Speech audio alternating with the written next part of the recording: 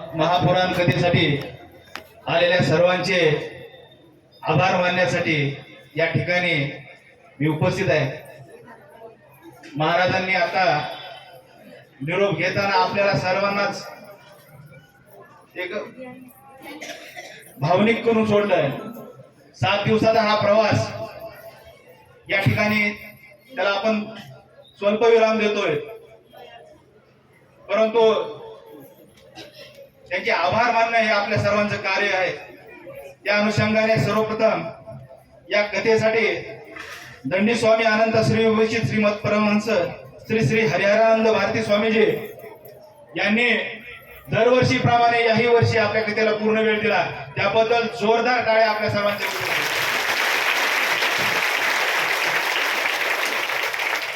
महाराज, मला आठवतोय 5 वर्षापूर्वी आपण कथेचा संकल्प केला। श्री मंगलनाथ मल्टीस्टेटचे संस्थापक अध्यक्ष आर.जी. कानडे साहेब, ज्ञानेश्वर जाधव माऊली यांनी संकल्प केला की ही शिवकथा झाली पाहिजे, आणि साहेबांनी संकल्प केला की मी यजमान होईल, आणि कुणी जर यजमान नाही झालं तर दरवर्षी मंगलनाथ पतसंस्था या कथेचा खर्च करील। पण मला महाराजांना आणि सर्व भाविक भक्तांना सांगायला आनंद वाटतो की 5 वर्षापूर्वी 300 कोटीची संस्था असणारी ही संस्था 600 कोटीचा व्यवसाय झाला। हे मंगलनाथचे आशीर्वाद आहेत। आणि मंगलनाथ आणि ही शिवकथा देव एवढा भोळा आहे महाराज, एवढं दिल्याच्या नंतर तू मागत नाही काही। 5 वर्ष झालं आमच्याकडे यजमानपद आलंच नाही, म्हणजे आमचं त्याच्याकडे म्हणजे ही जी गोष्ट आहे। आणि आणखी पुढचे 2 वर्षाचे यजमानपद या ठिकाणी खूप झालेले।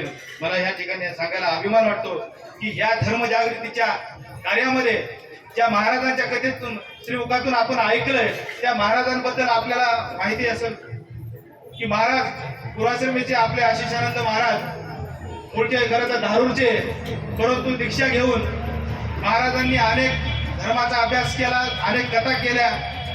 महाराजांच्या ज्या कथेचा उद्देश असतो तो म्हणजे माणसाचा आत्मशुद्धी झाली पाहिजे, विचार परिवर्तन झालं पाहिजे, आणि समाज जागृतीचा विचार घेऊन दरवेळेस कथा करतात। सांगायला अभिमान वाटतो की ही आपली होत असलेली 1960वी कथा आहे। एक कथा 7 दिवस जर हिशोब काढला मी तर 13,700 दिवस जातात। 365 दिवसानं भागलं तर 38 वर्ष झालं महाराज कथा करतायत। आज महाराजांचं वय 38 वर्ष आहे, म्हणजे महाराजांनी हे साध्य कसं केलं असेल तर दिवसभरातून कमीत कमी 2 ते 3 कथा करून महाराजांनी ही गोष्ट साध्य केली। मला या ठिकाणी सांगावंसं वाटतं की महाराजांनी कथेत सांगितलं की कथा कुठे ऐकावी? शिवमंदिरात ऐकावी, नदीच्या काठेवर ऐकावी, एखाद्या तर ह्या ठिकाणी पवित्र त्या ठिकाणी पुण्य मिळतं। परंतु निश्चितपणे आम्ही खूप भाग्यवान आहोत की आम्हाला ही कथा, पुण्यवंत आम्ही आहोत, परंतु आपल्या श्रीमुखातून ही आम्हाला ऐकायला भेटली, यासाठी आम्ही स्वतःला निश्चितपणे महाराजांचे पुनश्च आभार मानतो। हा संकल्प आपल्या सर्वांच्या साक्षीनं महाराजांना शब्द देतो की दरवेळेस आपला जो आहे आत्मशुद्धीचा, विचार परिवर्तनाचा आणि समाज जागृतीचा जो कार्यक्रम आहे तो संकल्प पूर्ण करण्याचा शब्द या मंगलनाथ परिवाराच्या वतीनं, मंगलनाथ देवस्थानच्या वतीनं, संयोजकाच्या वतीनं आणि आपल्या सर्वांच्या वतीनं महाराजाला देतो। जोरदार टाळ्या देऊन सांगा की आपण दरवर्षी या ठिकाणी या सभेसाठी संयोजक म्हणून दरवर्षीप्रमाणे एक नवीन व्यक्ती कोणीतरी भेटत असते, तर बाळासाहेबजी गिरे आणि त्यांचा पूर्ण परिवार या कथेसाठी यजमान म्हणून लाभला। त्यांच्यासाठी एकदा जोरदार टाळ्या मित्रांनो झाले पाहिजे। या कथेसाठी डॉक्टर स्वामी असतील किंवा भोजन कक्षात बक्षी देणारी माणसं असतील, लाईव्ह प्रक्षेपण करणारे आमचे परमेश्वरजी गोपाळ असतील, आम्हाला वेळोवेळी वृत्तपत्राच्या माध्यमातून ज्यांनी प्रचार प्रसिद्धी दिली तुकाराम बापू येवले आणि सर्व पत्रकार बांधव, या सर्वांचं योगदान फार मोठ्या प्रमाणात झालेलं आहे। याच्यासाठीही जोरदार टाळ्या या ठिकाणी झाल्या पाहिजे। दररोजच्या पंक्तीचं नियोजन करणारी मंडळी आणि महापंक्तीचे यजमान बाळासाहेबजी गिरी, डॉक्टर अर्चना नंदकिशोर मोरे मॅडम यांच्यासाठी जोरदार टाळ्या मित्रांनो झाल्या पाहिजे।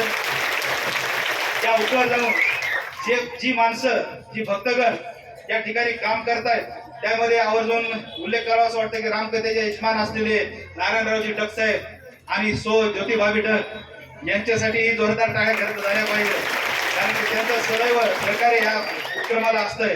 त्याचप्रमाणे मंगलनाथचे असीम भक्त असणारे सुभाष बाप्पा सोळंके, आरजी कानडे साहेब, लक्ष्मणरावजी डग,